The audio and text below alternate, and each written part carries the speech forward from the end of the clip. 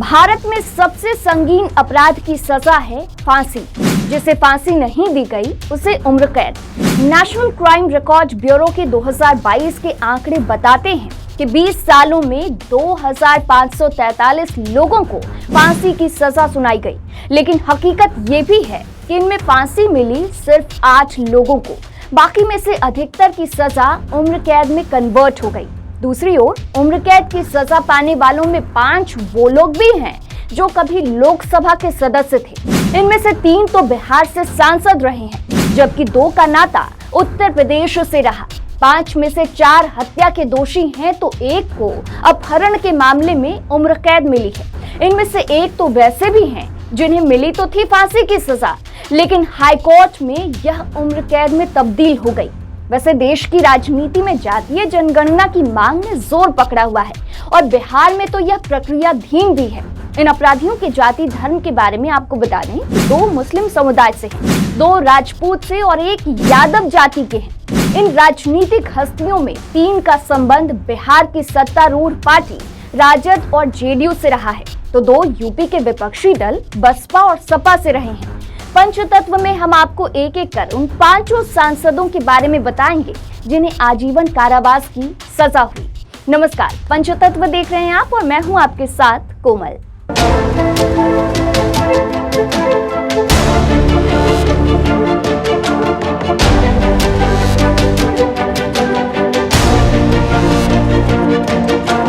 सबसे पहले बात बिहार में शिवहर सीट से सांसद रहे आनंद मोहन की। आनंद मोहन गोपालगंज जिले के तत्कालीन डीएम जी कृष्णैया की हत्या के दोषी पाए गए थे। इसी मामले में आनंद मोहन को सजा मिली है। निचली अदालत ने तो आनंद मोहन को फांसी की सजा दी थी, लेकिन हाईकोर्ट में सजा उम्र कैद में तब्दील हो गई।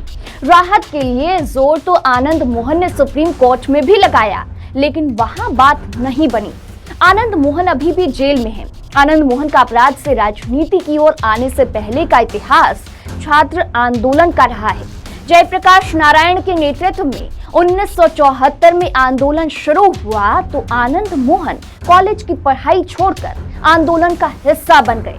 देश में जब इमरजेंसी लगी और छोटे बड़े नेताओं की गिरफ्तारी होने लगी तो आनंद मोहन भी पकड़े गए। लगभग 2 साल उन्हें जेल में गुजारना पड़ा। धीरे धीरे उनकी गिनती दबंग नेता के रूप में होने लगी। उनकी दबंगता का आलम यह था कि 1978 में तत्कालीन प्रधानमंत्री मोरारजी देसाई को उनके भाषण के दौरान आनंद मोहन ने काला झंडा दिखाया। 1980 में आनंद मोहन ने समाजवादी क्रांति सेना बनाई। यह सवर्णों का संगठन था जिसमें ज्यादातर राजपूत समाज के लोग जुड़े हुए थे। उसके बाद से तो आनंद मोहन की गिनती घोषित अपराधियों में होने लगी। लाव लश्कर के साथ चलना आनंद मोहन का शगल था। राजपूत समाज ने उन्हें अपना नेता बना लिया। पप्पू यादव से उनके संघर्ष का भी यही काल था। दोनों के बीच खूनी जंग होती रही। कोसी अंचल में कई हत्याएं उस दौर में हुई। आनंद मोहन को जनता दल ने महिषी विधानसभा सीट से चुनाव का टिकट दिया। उन्हें जीत हासिल हुई। यह वही काल था जब बिहार में मंडल आयोग की सिफारिशें लागू हुई। पिछड़ों के लिए 27% आरक्षण की जब घोषणा हुई तब आनंद मोहन ने अपनी अलग राह चुन ली। उन्होंने 1993 में अपनी पार्टी बिहार पीपुल्स पार्टी बनाई। 1995 में आनंद मोहन की पार्टी ने नीतीश कुमार की समता पार्टी से बेहतर परफॉर्म किया। हालांकि 3 सीटों से उनकी पार्टी चुनाव लड़ी, लेकिन वे खुद हार गए थे। आनंद मोहन ने पहली बार 1996 में लोकसभा का चुनाव जेल में रहते हुए लड़ा और जीत गए। 1998 के लोकसभा चुनाव में भी उन्हें जीत हासिल हुई। वे जनता दल, फिर अपनी पार्टी और उसके बाद बीजेपी और कांग्रेस के करीब भी गए, लेकिन उसके बाद उनकी राह मुश्किल होती गई। आनंद मोहन पर अपराध के आरोप तो कई थे, लेकिन उन पर सबसे संगीन अपराध का आरोप गोपालगंज के तत्कालीन डीएम जी कृष्णैया की हत्या का लगा। दरअसल जिस समय आनंद मोहन ने अपनी चुनावी राजनीति शुरू की थी, उसी समय बिहार के मुजफ्फरपुर में एक नेता हुआ करते थे जिनका नाम था छोटन शुक्ला। आनंद मोहन और छोटन शुक्ला की दोस्ती काफी गहरी थी।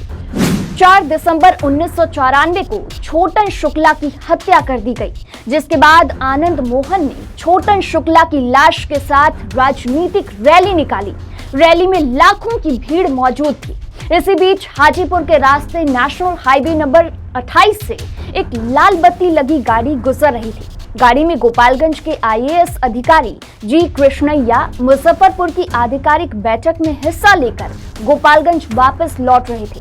लाल बत्ती लगी गाड़ी देख भीड़ भड़क उठी और गाड़ी पर पथराव करना शुरू कर दिया। जी कृष्णैया को गाड़ी से बाहर निकाला गया और खाबड़ा गांव के पास भीड़ ने उनकी हत्या कर दी। भीड़ को आनंद मोहन द्वारा उकसाया गया था। आरोप था कि उन्हीं के कहने पर भीड़ ने जी कृष्णैया की हत्या की। मामले के तहत आनंद, उनकी पत्नी लवली समेत 6 लोगों को आरोपी बनाया गया। साल 2007 में पटना हाई कोर्ट ने उन्हें दोषी ठहराया और फांसी की सजा सुनाई। आजाद भारत में यह पहला मामला था जिसमें एक राजनेता को मौत की सजा दी गई थी। हालांकि 2008 में इस सजा को उम्र कैद में तब्दील कर दिया गया। साल 2012 में आनंद मोहन ने सुप्रीम कोर्ट से सजा कम कराने की मांग की थी, जिसे कोर्ट ने खारिज कर दिया और वे आज भी आजीवन कारावास की सजा काट रहे हैं। कभी लालू राज की खिलाफत का बीड़ा उठाने वाले नेताओं की पहली कतार में शामिल आनंद मोहन के बेटे चेतन आनंद इस बार लालू की पार्टी राजद के ही विधायक हैं। तो आज के इस वीडियो में इतना ही। अब आगे हम आपको अगले सांसद की कहानी सुनाएंगे जिन्हें उम्र कैद की सजा हुई है। अब देखते रहिए पंचतत्व। अब तक हमारे चैनल को सब्सक्राइब नहीं किया है तो सब्सक्राइब कर लें। वीडियो अगर आप फेसबुक पर देख रहे हैं तो हमारे फेसबुक पेज को लाइक फॉलो कर लें।